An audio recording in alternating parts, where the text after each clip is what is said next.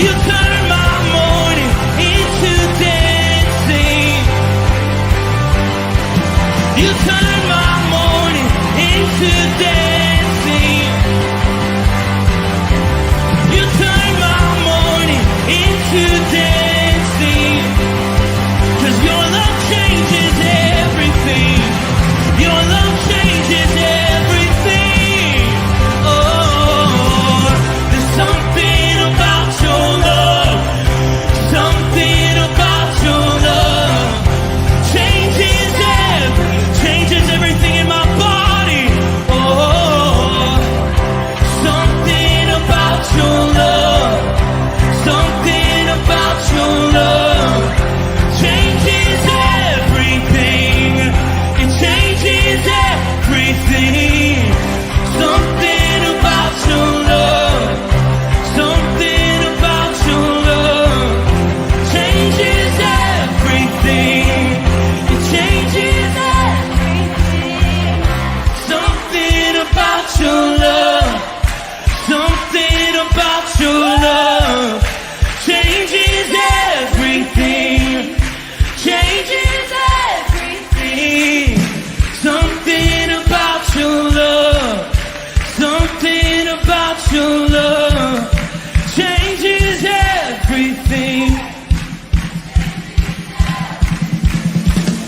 Something about your love. Something about your love changes everything.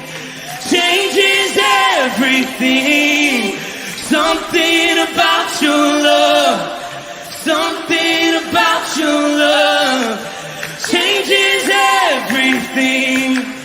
Changes everything. Something about your love. Something about your love changes everything. You turn my mourning into dancing. You turn my mourning into dancing. You turn my mourning into dancing.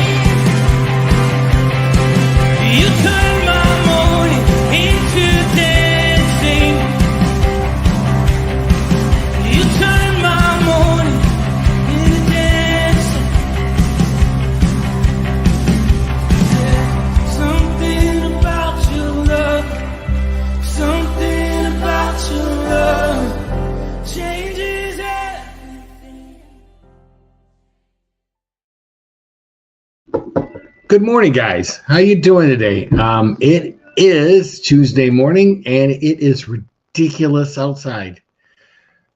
I think that's the worst part about Michigan winters is they seem to warm up a little bit, and they tease you with some 60-degree weather, and then pow, man, it sticks you with a 16-degree morning, and you're like, oh, that's right. I remember what it was like. It's no fun out there right now. I looked out the window and I said, I might not go outside today. So we're in the book of 1 Corinthians. And before we get started with that, let's see who we got with us this morning. I saw quite a few comments. I saw Chuck B was here. Good morning. She says shalom, gentlemen. And Ken Gooch says, good morning, fellow brothers in arms. Chris Conley says good morning. And Bert Reggiani. John Sproul, good morning. And Jody, good morning. That's all the comments we have. We have 22 people watching us, though, so we had better behave. It is such a joy. I'm going to pull up the scripture for today. I might just read through this because it's short. Sometimes, it's different every time. Sometimes you want to go through it step verse by verse, and then other times you want to just read the whole thing as a whole. And I think today, let's do that. First, he's talking about proclaiming Christ crucified. He says, when I came to you, brothers, I did not come proclaiming to you the testimony of God with lofty speech or wisdom. For I decided to know nothing among you except Jesus Christ and him crucified. And I was with you in weakness and in fear and much trembling. And my speech and my message were not implausible words of wisdom, but the demonstration of the Spirit and power, so that your faith might not rest in the wisdom of men, but in the power of God. That's it. That's all we have today. It's just a short little thing, a little snippet, I guess I would call it. So Paul starts out this thing. Remember we talked about it last Friday, how the Gentiles like philosophical discussions or intellectual debate. That's how they decided things and discussed things. Now, Paul starts out with a humbler approach, saying, I know nothing. He had no clever debates, only thing he wanted to tell him was Jesus was crucified. That's all he wanted to tell, that gospel story. He uses words, weakness, trembling, and fear. Why not confidence? If we're one redeemed, why not confidence? Why wouldn't he come in boldly and confidently? Instead, he uses the words weakness, trembling, and fear. Knowing the audience's desire for intellectual conversation or discussion, he's using his weakness to make room for God's power to be more evident. I think we sometimes get caught up in the fact that we need to be an evangelist for God that is powerful and strong and changes minds and hearts with our words, thinking that it's our job to do it. Then he ends it telling us that our faith is built on the wisdom of men. But instead he relies on the power of God. So his words mean nothing to him. It's the power of God that he wants to relay in this. If your faith is built on a greater message or messenger, it can collapse.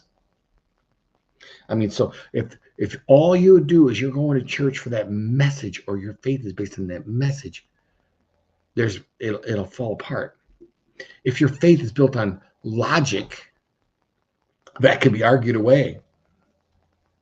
I mean, it's very common in scientific discussions to find two sides of a discussion and argue it back and forth, and leaving a lot of people that are watching the conversation confused.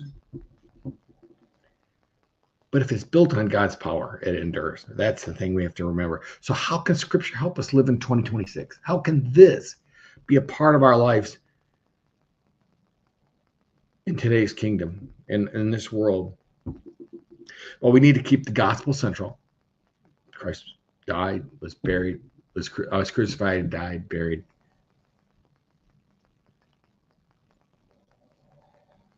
It's easy to get lost in this kingdom. There's so much distracting us, pulling us in different directions. We got all these help gurus that teach us that our inner being is whatever, blah, blah, blah. This kingdom motivation, wealth and happiness and pretty girls. And there's so many things that can pull us away from the gospel message. Entertainment, movies and singers. Oh my goodness. And it's lately in the entertainment, people have decided what's right and what's wrong, and they need to tell us. Paul's telling us the cross is still the message. He says, and he's telling us, we don't need to wait until we feel strong or sure in or smart enough, right? He's telling us we don't need to wait. Do it. I know we sometimes feel inadequate, like we don't know enough. If an argument comes up on us, that we need to be better, we need to be different, we need to be stronger. We feel that in our heart. I know who's telling us that. We get nervous, right? We get unsure because what if they ask a question I can't answer? To me, it comes down to what we say at the end of every broadcast. Let someone see Jesus in you. All right. Again, I think I said this Friday. We get so caught up in, or no, I said it last week with the stone that the Israelites put up to remind them of what God had done, so they could see with their eyes the work of God. When we tell people to see Jesus in you, we don't. It is a physical manifestation of our faith, of how our faith has changed who we are and what we are. Paul would tell us that our nervousness and our feelings of inadequacy where the power of God actually shows up. You ever had a situation where you didn't have words and you were afraid you didn't, but when the time came, they were there? Sometimes we need to trust the Spirit to do the real work. We share the message. We love is a part of who we are. The Spirit is the one that changes hearts. The Spirit is the one that convicts souls. Can we damage that process? Can we make it not work as well as it should? Yes. If we're acting poorly and people don't see Jesus in us, then the Spirit's message might fall on deaf ears. But if they see something and they wonder, is our faith based on a person, emotions, or intellectual? We got to remember that this is part of what this message scripture is telling us. Where are we basing our faith? Are we basing it on a super message we heard? Are we basing it on our emotions or intellectual? Or are we basing it on a real account of our life? I mean, can we look back in our lives and say, that was God? That was God's power. So much of our lives we've lived and we can look back. And the older you get, the more of it you can do, right? I mean, that's part of it. A 16-year-old's not going to be able to look back very far, but a 70-year-old is going to say, oh, that's where you were. I can't stress it enough. We just need to stay on task. We need to understand that the Spirit will do his job if we do ours. And that's the message I have for you today. I pray it was a blessing. I got to get out of here. Well, look at time. It's getting behind. I'm starting to get too talkative. I don't see any more real comments, so I'm going to let it go with that. Have a firmly rooted day, guys. May someone see Jesus in you. Literally, may someone see Jesus in you. Peace.